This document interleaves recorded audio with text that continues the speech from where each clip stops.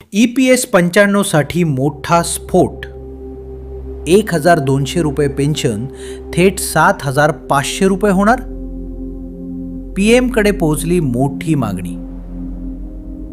नमस्कार मित्रांनो, आजची मोठी बातमी EPFO पेन्शनधारकांसाठी अत्यंत महत्त्वाची आहे.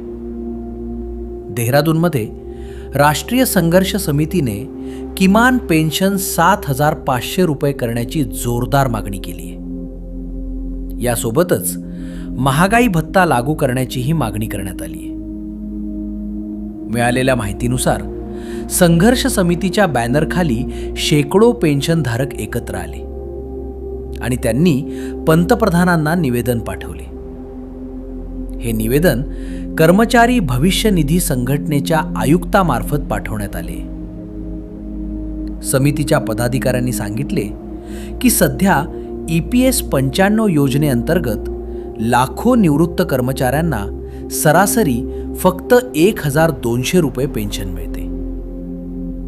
आजच्या महागाईच्या काळात ही रक्कम अत्यंत अपुरी आहे आणि यामध्ये जीवन जगणं कठीण झाले. विशेष म्हणजे मागील 7 वर्षांपासून महाराष्ट्रातील बुलढाणा येथे पेन्शन वाढीसाठी सतत आंदोलन सुरू आहे. तरीही सरकारकडून अद्याप कोणताही ठोस निर्णय घेण्यात आलेला नाही. याशिवाय सुमारे 13 वर्षांपूर्वी राज्यसभेच्या उपसमितीने 3,000 रुपये पेन्शन आणि महागाई भत्ता देण्याची शिफारस केली होती. मात्र हा प्रस्ताव अजूनही प्रलंबितच आहे. संघर्ष समितीने आपल्या मागण्यांमध्ये स्पष्टपणे नमूद केले की किमान पेन्शन 7,500 रुपये करण्यात यावी.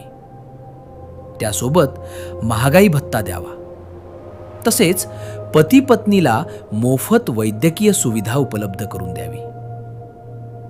याचबरोबर सर्वोच्च न्यायालयाच्या 2014च्या आदेशाची अंमलबजावणी सर्वांवर समानपणे करण्यात यावी अशी मागणीही करण्यात आली आहे. तसेच ज्या कर्मचाऱ्यांची पेन्शन थांबवण्यात आली आहे त्यांना किमान 5,000 रुपये पेन्शन देण्याची मागणीही समितीनं केली आहे.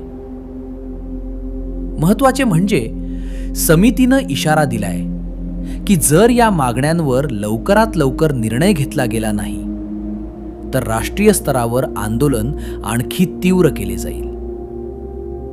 दरम्यान या आंदोलनात शेकडो पेन्शनधारकांनी सहभाग घेतला आणि आपल्या हक्कांसाठी आवाज उठवला. मित्रांनो, या विषयावर तुमचे मत काय? किमान पेन्शन 7,500 रुपये व्हायला हवी का? आम्हाला कमेंट करून नक्की सांगा. तर मित्रांनो, कशी वाटली ही कामाची आणि महत्त्वाची बातमी? जर बातमी कामाची आणि महत्त्वाची वाटली असेल त्या व्हिडिओला लाईक करून आपल्या मित्रपरिवारासोबत नक्की शेअर करा. तसेच जर तुम्ही आपल्या चॅनलवर नवीन असाल तर चॅनलला सबस्क्राईब करून बाजूला दिलेल्या बेल आयकॉनला नक्की क्लिक करा. व्हिडिओ बघितल्याबद्दल खूप खूप धन्यवाद.